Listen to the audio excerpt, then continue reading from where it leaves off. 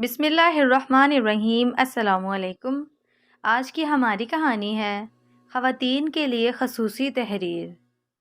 میں پاگل ہو جاؤں گی، میری شکل دیکھو، میں بیکارن بن گئی ہوں، تھک گئی ہوں۔ میں میرے پاس بیٹھ کر بولا، تو ہر وقت جھگڑتی رہتی ہے، کبھی تو پیار سے بات کر لیا کر میرے ساتھ۔ میں نے اسے سائڈ پہ دھکا دیا، وہ خاموش ہو گیا۔ میں تھک ہار گئی تھی، اب سوچ رہی تھی بس اس سے طلاق لے لوں گی۔ اپنے ایک دو کزن سے بھی بات کی تھی جو وکیل تھے، انہوں نے تسلی دی کہ ہم ساتھ ہیں آپ کے، طلاق لے لو اس کمینے سے۔ میں سوچ رہی تھی آج گھر آئے گا تو بس اس کو بول دوں گی طلاق دے دو مجھے۔ میں انتظار کر رہی تھی، وہ رات 10 بجے آیا، بچے سو رہے تھے، دونوں بچوں کے ماتھوں پر اس نے بوسہ دیا، ان کے ہاتھ چومے، پھر چارپائی پہ بیٹھ کر مجھے آواز دی، شہناز مجھے روٹی دے۔ میں کروٹ بدلے لیٹی رہی، اس نے پھر آواز دی، شہناز سن لے، اٹھ جا۔ میں چپ رہی، وہ پاس آیا، مجھے دیکھا، میں نے آنکھیں بند کر لیں، مجھ پہ کمبل اوڑھ کر بولا، تھک جاتی ہے سارا دن۔ پھر کچن میں گیا، کھانا دیکھنے لگا، کچھ بھی نہیں تھا کھانے کے لیے۔ ایک پیالی میں نمک مرچ ڈال کر اس میں تھوڑا پانی ملا کر سوکھی روٹی کھانے لگا۔ میں دیکھ رہی تھی، میں دل میں سوچنے لگی، یہ مرتا بھی نہیں ہے۔ وہ کھانا کھا کر سو گیا۔ دوسرے دن صبح صبح ہم کسی بات پر جھگڑنے لگے۔ میں نے اس سے کہا، بس مجھے طلاق دے دو، میں اب برداشت نہیں کر سکتی، میں تھک گئی ہوں۔ غصے میں نے اس کے کپڑے بھی پھاڑ دیے۔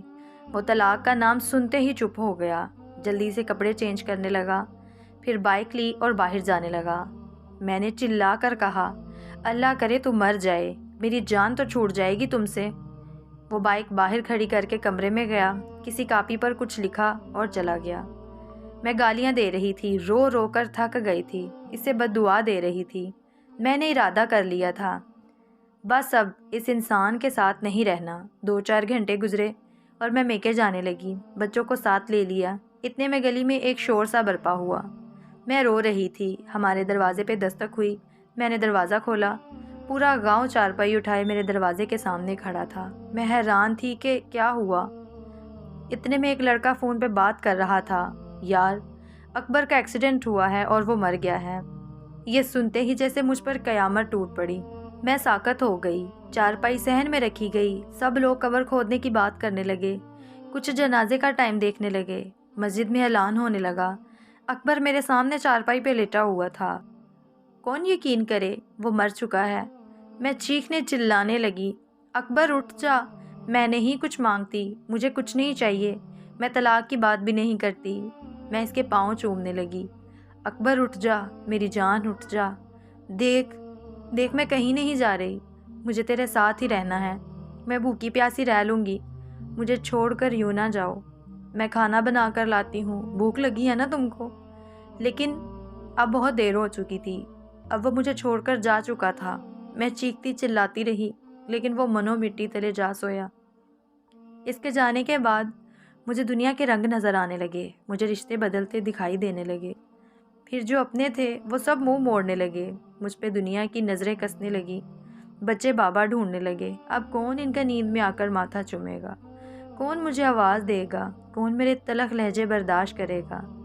مجھ سے مکان چھین لیا گیا، جو حصہ بنتا تھا وہ بھی نہ دیا۔ میں اکبر کے بعد در بدر ٹھوکریں کھانے لگی۔ اب بچے بھی کچھ فرمائش نہیں کرتے، وہ جانتے ہیں بابا اب نہیں رہے۔ میرے سگے بھائی بھی منہ موڑ گئے، میں لوگوں کے گھروں میں نوکرانی بن کے کام کرنے لگی۔ ایک دن مجھے اس کی ڈائری ملی، جس پہ لکھا تھا، شہناز سے شادی کر کے بہت خوش ہوں، شہناز سے بہت پیار کرتا ہوں، وہ پاگل ہے، بالکل سمجھتی ہی نہیں، جھگڑتی رہتی ہے، دیکھو آج اس نے مجھے کھانا نہیں دیا، وہ کہتی ہے مہنگا موبائل لا کر دو، اسے کیسے بتاؤں، نہیں لا سکتا۔ آج میرے بچوں کو میرے بھائی نے گالی دی، میں بہت رویا ہوں، میرے بچے میری جان ہیں۔ شہناز کو بخار ہے، وہ بیچاری میرے لیے کیا کچھ برداشت کر رہی ہے، اللہ نے چاہا تو ہمارے حالات بدل جائیں گے، پھر شہناز کو دنیا کی ہر خوشی دوں گا۔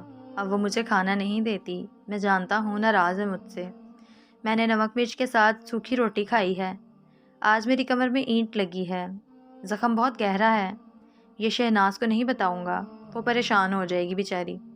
ڈاکٹر کہہ رہا تھا 15 ٹانکے لگنے ہیں، آج مجھے چوٹ لگی ہے، کہہ رہی ہے طلاق دے دو، میں مر جاؤں گا اس کے بنا، ابھی غصے میں ہے، ٹھیک ہو جائے گی، मैं डायरी को सीने लगाकर चीख चीख कर रोने लगी। हमसफ़र तो हमसफ़र होता है ना, वो जैसा भी था मेरा साया था, मेरी ढाल था। इसके बाद ज़माने की ठोकरें खाकर समझी हूँ, इसके साथ मेरे दोनों जहां थे। थक हार कर घर आती हूँ, अब टूट गई हूँ। मैं बच्चों की खातिर ज़िंदा हूँ बस, वरना कब की ख़त्म हो जाती।